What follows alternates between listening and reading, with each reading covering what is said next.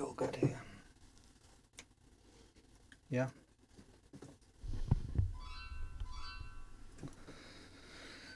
Right. Grim To the brim. Grim to the brim. Grim to the brim. Brim to the brim. Grim Brim to the brim. Grim to the brim. Brim to the brim. Grim to the brim. Grim to the brim. Grim. Brim to the brim.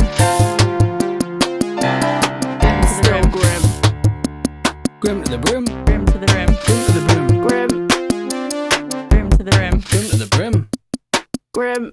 Hey there, all you crazy cats and grimmers. You're listening to Grim to the Brim, the only podcast where we read grim stories, pull them apart, and then write our own. I'm your host, Kate Paintpots, and with me today are... Davey Mustard Face. And Banana Nanks? last but not least, Andy. just Andy. Just Andy. Just regular old Andy. Andy Findus Flip. Andy Fish Fingers. Andy Fish Flinders. Andy Barrel. Andy Barrel. Right. Well, Andy Barrel, do you have a grim story for us this week? I do have a grim story for us this week. Take it away. Would you like me to read it? I would very Nah. much like you to read it. I wasn't just going to telepathically read it from your brain. Well, we could just post a link. Just knowing you have the story is enough for me. We'll just post a link and we'll just sit here in silence for 5 minutes while everybody reads it. We could do a whole podcast like that where we just let people read them. We'll sit in silence and they read their own stories. Obviously, you're going to read them today, Andy, but like before you read the stories, I just need to address some complaints that we've had. This is normally like a fan mail section of the podcast, but what we've actually had instead of fan mail is just some complaints, like mostly letters. There's a few letters which you've got there, I think, Andy. I do. Yes. So you can read those in a minute, but before we read those, there's a couple of voicemails that have been left that are quite disturbing. Hi guys, I've been listening to the podcast a lot lately. Really enjoying it. I've noticed a distinct lack of true crime content. I think you'd do well to, focus more on the serial killer, sex crime side of things. Anyway, keep up the good work, guys. It's tough to listen to, I mean, it seems harsh, but it's true. And these are the kind of comments that keep us up at night. I mean, I'm not sleeping at night, I don't think we deserve sleep. No. And so, there's a whole tape full of them. Let's Fucking listen to hell. another one. Yes, I would like to leave a complaint. I've been letting my son listen to your podcast absolutely unsupervised, and now he wants Ariel to die in all the Disney movies. I would like to ask you not to continue defiling the mind of my child in this way. Thank you. Personally, I can't take much more of this. I'm glad you find it so amusing, Andy, but this can't go on, can it? We just need to be part of your world, It's not just Howard that's sending in hate mail No. anymore. Why don't you read out some of That's those right. letters you've got there, Andy? Dear Davy, who died and made you king? Love, Sharon. Is that a real letter, or are you just directing that at me? Is that? Let me see that letter. All right. Here we are. Dear Brimsters, lockdown has been hard for me, but the one thing keeping me going is the thought of seeing you all in the flesh one day. Seeing all your flesh one day. Is that from the true crime guy? Oh yeah, I think we've heard enough, What the actual fuck? It's all you, Andy. You rile people up. guys. I wasn't the one who did a story about a literal arsehole. Well, you said you enjoyed that story. No, I hated it. Oh well, this is the first I'm hearing of it. I think we have a lot of creative differences, me and you. We do. I liked it. Yeah, I think it's having an impact on the episodes. Yeah, it is a bit shit, isn't it, really? Oh, they're cowboys. Just We've said to him like, Andy, we can't really afford to keep doing this show considering the lawsuits that you're sort of bringing here we in. fucking go again. Yeah, well, I'll tell you what we can't afford to do, and that's to silence Andy because he's got a lot So with that in mind, Andy, can you just very Come carefully on. read this next story and try and keep in mind we cannot of... have any more complaints like that. Yeah, okay. Keep it clean. Keep it clean. Oh, so it's okay for you to do... Whatever. So this is called Foundling Bird. I'm pretty sure we've not had this one before. I was a little worried. It's a bit of a Hansel and Gretel-y story, so it's a bit like the, what was the one with the pedo in the cottage? Saint Pedo in the cottage. Once upon a time, there was a pedo in a cottage. Okay, so Foundling Bird. There was once a forester who went into the forest to hunt, and as he entered it, he heard a sound of screaming as if a little child were there. He followed the sound, and at last came to a high tree, and at the top of this a little child was sitting, for the mother had fallen asleep under the tree with the child, and a bird of prey had seen it in her arms, had flown down, snatched it away, and set it on the high tree. You gotta watch out for that, man. As a parent. First page of the parenting Bible. Yeah. Don't put your child in a tree or sit under a tree. Don't sit under a high tree. You're gonna sit under a high tree, drink a cup of coffee. That's the old rhyme. Don't fall asleep, or they'll get you with their beak. All these rhymes from the past. Kind of a half rhyme. The forester climbed up, brought the child down, and thought to himself, "Thou wilt take him home with thee, and bring him up with thy Lena." He took it home, therefore, and the two children grew up together. The one, however, which he had found on a tree, was called Fundervogel, the bird foundling, because a bird had carried it away. So we don't know what happened, how Lena came to be. Lena's not really doesn't tell us anything. Unless she leans against walls. She came out leaning or something. She's always propped up against something. Maybe she's wonky. She's got one leg shorter than the other. Fundervogel and Lena loved each other so dearly that when they did not see each other, they were sad. The forester, however, had an old cook, who one evening took 2 pails and began to fetch water, and did not go once only, but many times out to the spring. Lena saw this and said, "Hark you, old Sanna, why are you fetching so much water?" "If thou wilt never repeat it to anyone, I will tell thee why." So Lena said, no, she would never repeat it to anyone. And then the cook said, "Early tomorrow morning, when the forester is out hunting, I will heat the water, and when it is boiling in the kettle, I will throw in Fundervogel, and will boil him in it." Wow. That turned dark So quick. wait, this is still a bird, right? No. It's a baby that was put in a tree by a bird. Okay. Keep up. And then the forester found it up the tree and called it Fundervogel. Okay. Took it home with him. And then he's gonna boil it. How are you going to fit a baby in a like, are we talking like a cauldron here? Like a... No, the bird is gonna be boiled, right? I'm so lost. So hold on. No. Quick series recap here. The boy. There's a kid up a tree screaming. He goes up, finds the bird, calls them No, the Funderburgle. baby. The boy in the tree. So he calls the boy the Funderburgle. Yes. Yeah, it's a baby Well, that's boy. confusing because he's not a bird, and you said it was like found Found bird. by bird. That's his name. Fucking hell, man. Right, I will then. Jesus. Oh, bird foundling. Right. So I thought that was a type of Yeah. bird. So anyway, he's gonna cook the boy in a pot. basically, we don't know why. Also, I think the original mother is dead, although it's just said she fell asleep under the tree and then had a baby stolen, so she just left it there. I've never known like a more sinister purpose to get in water before. Hey, what's with all that perfectly innocent Right. water? Well, I'm gonna boil somebody to death in it. Imagine he baby. was just bursting to tell somebody, right? Like, You've always got to tell someone your evil plan. You can't just do it. I mean, yeah, it's so dastardly. He must have been like fit to burst. Like, someone better ask us about all of this water. Betimes next morning, the forester got up and went out hunting, and when he was gone, the children were still in bed. Then Lena said to Fundervogel, "If thou wilt never leave me, I too will never leave thee." Fundervogel said, "Neither now nor ever will I leave thee." Then said Lena, "Then I will tell thee. Last night old Sanna carried so many buckets of water into the house that I asked her why she was doing that, and she said that if I would promise not to tell anyone, she would tell me. And I said I would be sure not to tell anyone, and she said that early tomorrow morning, when father was out hunting, she would set the kettle full of water, throw thee into it, and boil thee. But we will get up quickly, dress ourselves, and go away together." This girl has never heard of Snitches Get Stitches. So this is the moral That's of the just- story, right? It's quite a reasonable thing that she's doing, you know. Yeah, I think you have to side with her at this Hope point. they don't punish that. It'd be a pretty bad lesson if, like, they do punish her. Like, it'd be a terrible thing to tell kids. Even if your mum says, "I'm going to murder your brother in the morning," do it cross.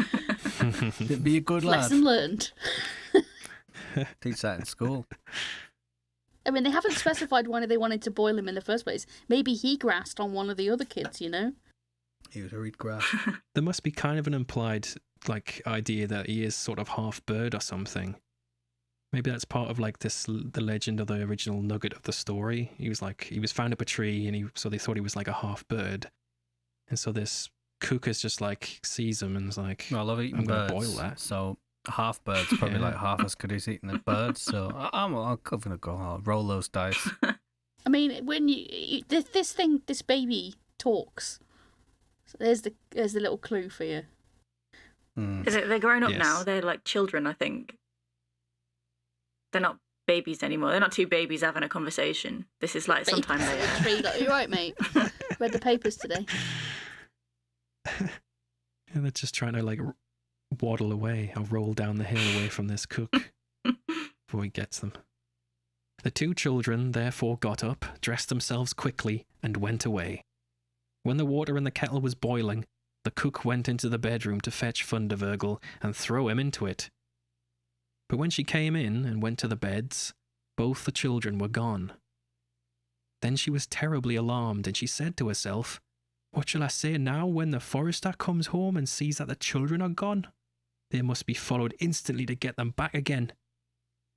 Then the cook sent 3 servants after them, who were to run and overtake the children.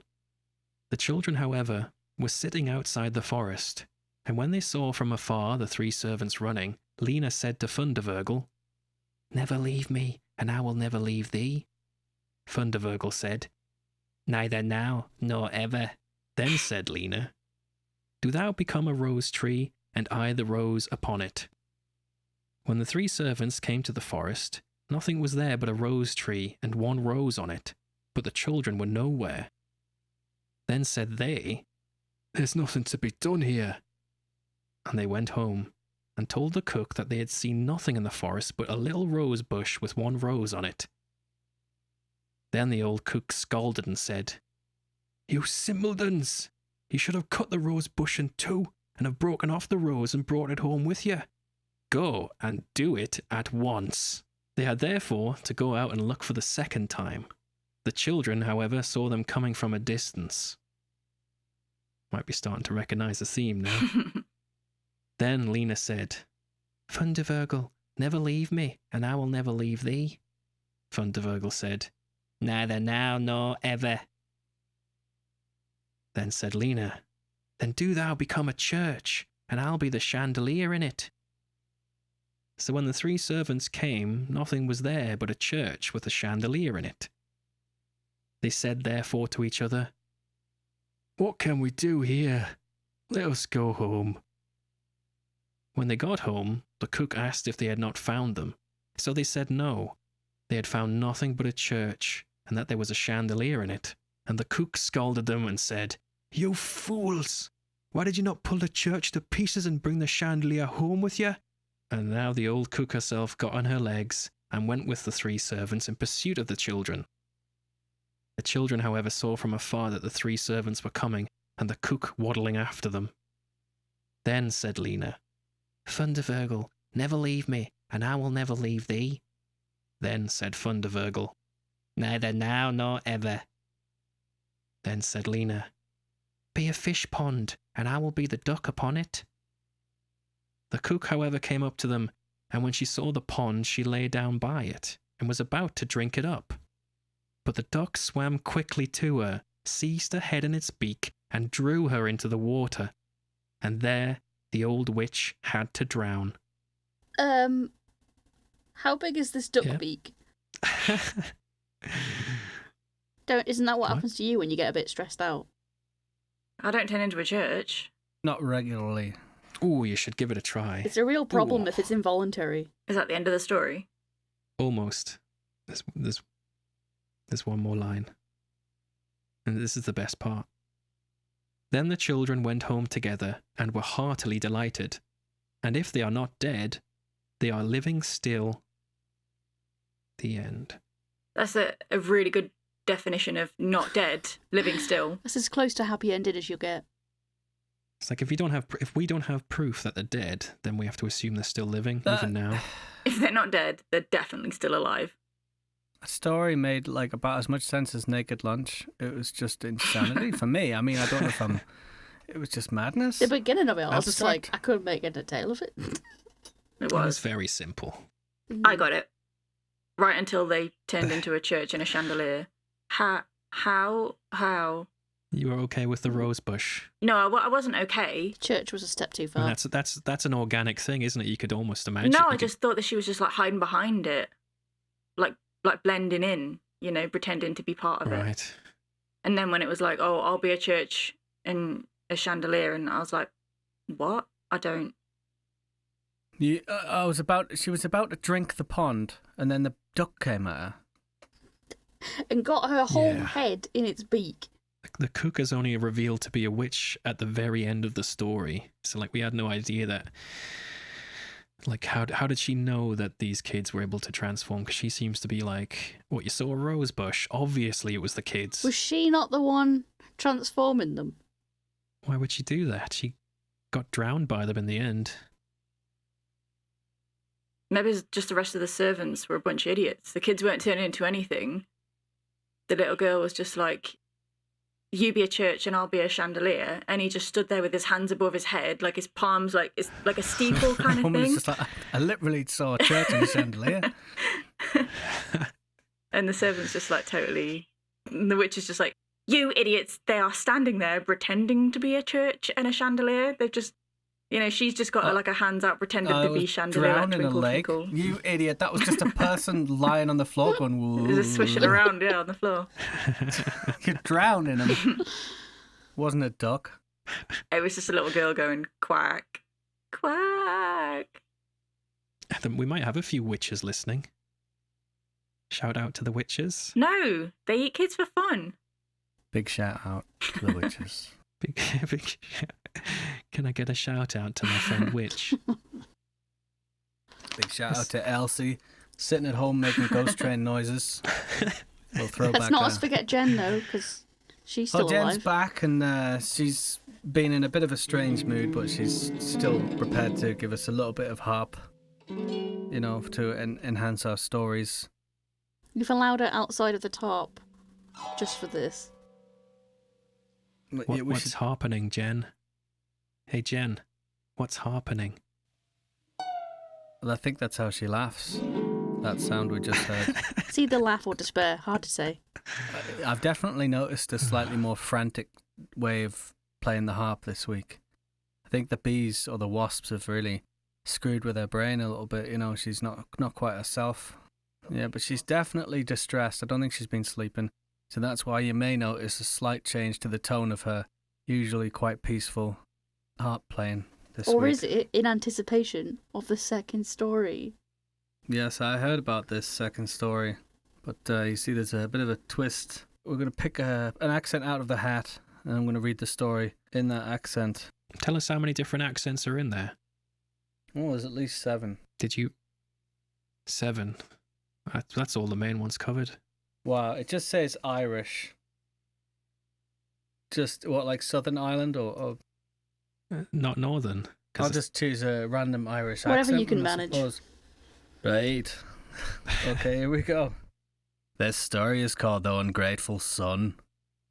A man and his wife were once sitting by the door of their house, and they had roasted a chicken set before them, and were about to eat it together. The man then saw his aged father was coming, and hastily took the chicken and hid it, for he would not permit him to have any of it. The old man came, took a drink, and went away. Now the son wanted to put the roast chicken on the table again. But when he... Turn the page. But when he took it up, it had become a great toad, which jumped onto his face and sat there, and never went away again. And if anyone wanted to take it off, it looked venomously at him, as if it would jump in his face, so that no one would venture to touch it. And the ungrateful son was forced to feed the toad every day, or else it fed itself on his face, and thus he went about the world without knowing rest. The end. Fuck. I thought that was a good one, that. Yes, I'm familiar with that story. I enjoyed it. It's terrifying. Toad face, innit? I think it was easier to read in a Irish accent than it was in my own voice there. Everyone knows at least one toad face. Oh god, yeah. Am I the toad face? If you don't know is a this how I toad find face. out? Got a secret for you. Have you not been wondering when you try and eat where your food goes? Yeah, I find bits of my face just missing sometimes. I've noticed that about you. On occasion. That's what you were saying happened, right? The toad would sit on his head and would eat his face. Yeah. Yeah. Yes. I don't know how he could see. Like, how do you function? The toad sees for him. Oh, they're Left, like symbiotic. Left. You left! Well, that was something. And I believe we've got another segment coming up here, which I'm just going to explain briefly to... This is called Reel to the Breel. And what that means is it's a real story that we've tried to twist into a sort of Grimm's fairy tale. So I think someone from this group here is going to be reading a story from their life, but with a Grimm's fairy tale twist.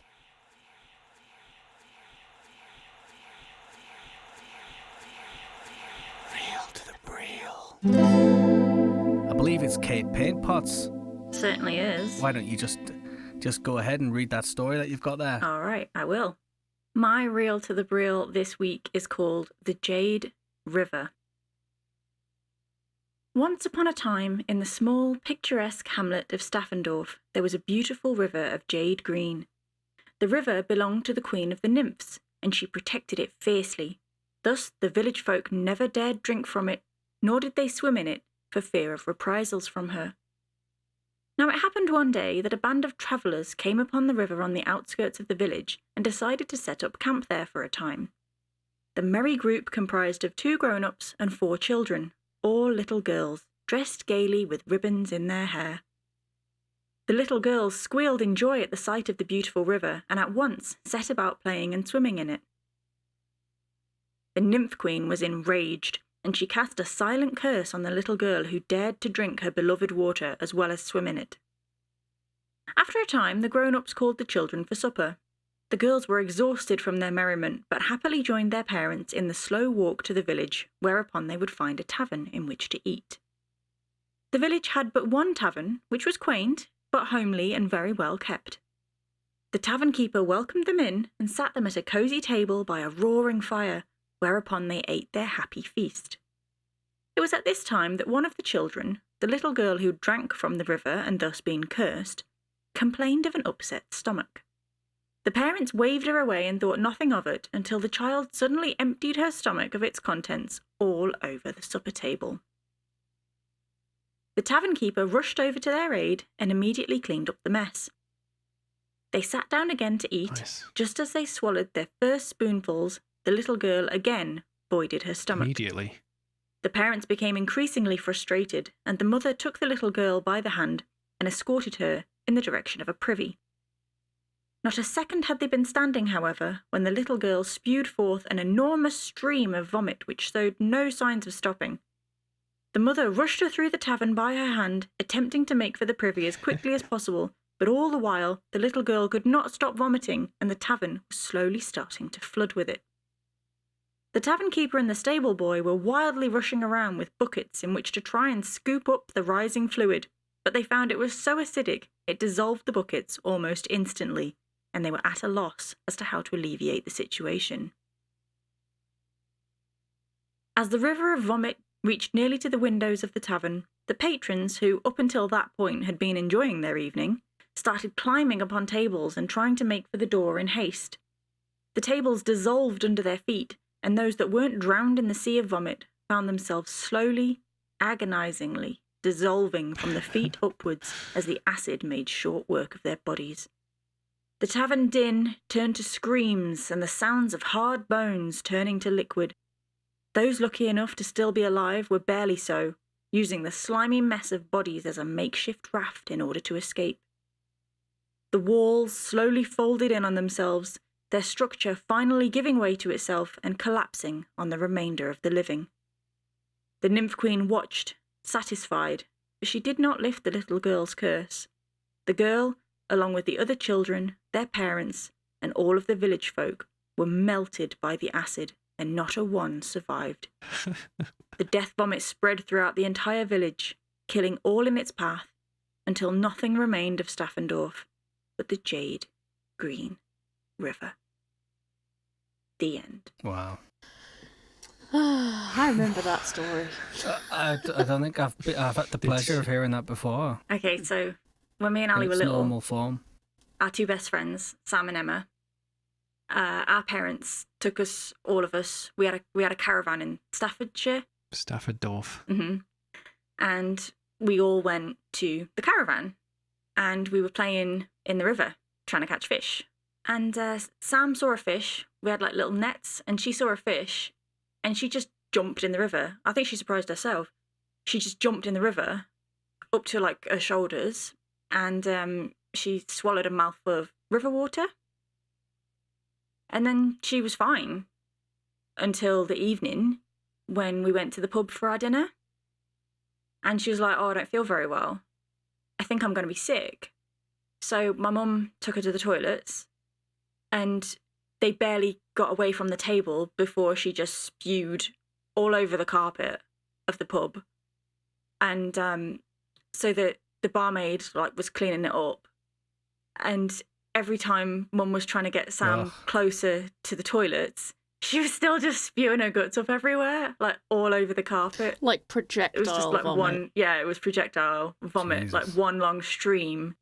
And then Mum ended up having to clean up vomit from the pub floor, from the carpet, because it was everywhere. It was never ending. It just didn't stop. And that was just from one mouthful of water. Couldn't they have brought her? Wow. A bucket wouldn't have held it, mate. There was so much.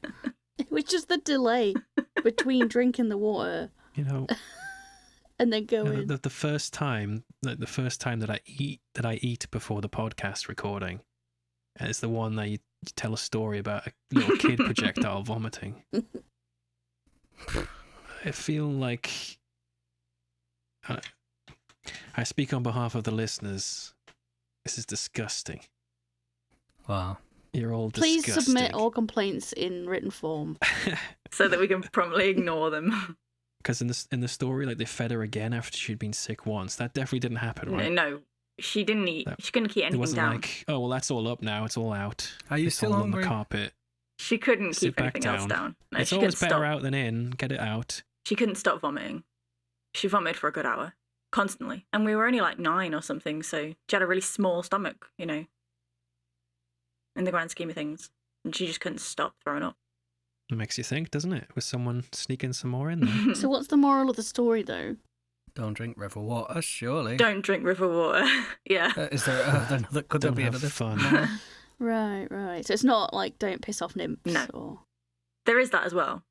It's like a double moral, I guess. Don't piss Don't anyone piss off. off nymphs, especially the queen nymph, and don't drink river water because people Especially shit not in if it. it's green. I'm noticing a theme with your stories, though, Kate, where they don't seem to be about things you've done that are terrible. I don't do terrible things. I'm a wonderful person. Yeah, it's starting to become clear. Like the Wow, Grimm's Andy. brothers, she collects stories from the people around her. Yeah, I know. do. I see.